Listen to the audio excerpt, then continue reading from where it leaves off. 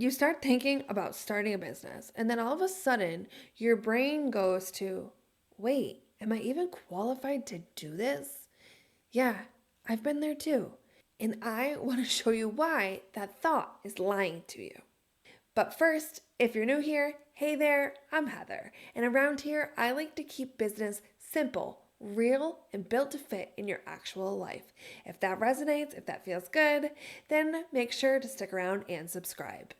All right, so you might not have actually said this out loud, but I almost guarantee that you've said it on the inside, that quiet voice that you don't let come out. The voice says, who am I to do this? Maybe it's shown up in a different way, but it's the same voice. I don't have enough experience. I'm not an expert. There are people who know way more about this than I do. Someone else is already doing this and then they're doing it better than I can. If you've thought any of those, first of all, same, we all have doubts. Second of all, stick around because you're exactly who I'm making this video for. Here's the thing, what you're feeling is so incredibly common. It even has a name. I mean, I don't like to say it, but everyone else does, so I might as well. Imposter syndrome. But I want to reframe this for you because, like I said, I don't really love this term. So I want to look at it in the way that it actually really feels like it hits home to me. The fact that you're worried and that you're afraid you're not enough, that's not a red flag telling you stop. That is not a warning sign. Not a warning sign. You don't need to stop everything you're doing and quit all your plans and dreams.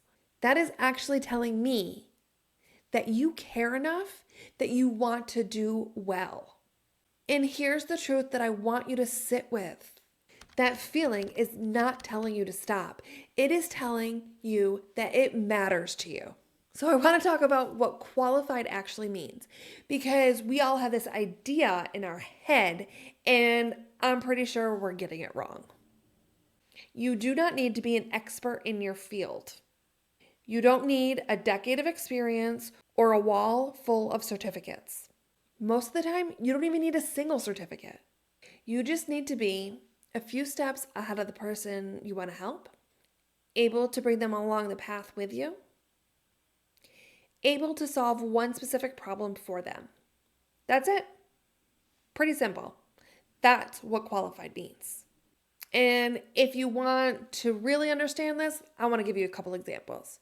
You don't have to be a fitness expert to help someone walk daily. You don't have to be a chef to help someone plan weekday meals. You just need to know something that they don't and care enough to share. That's actually one of the few things that I help people get clear on in my workbook, not am I an expert. Because that's what businesses are actually built on. Not perfection, not credentials, not being the best in the world at something.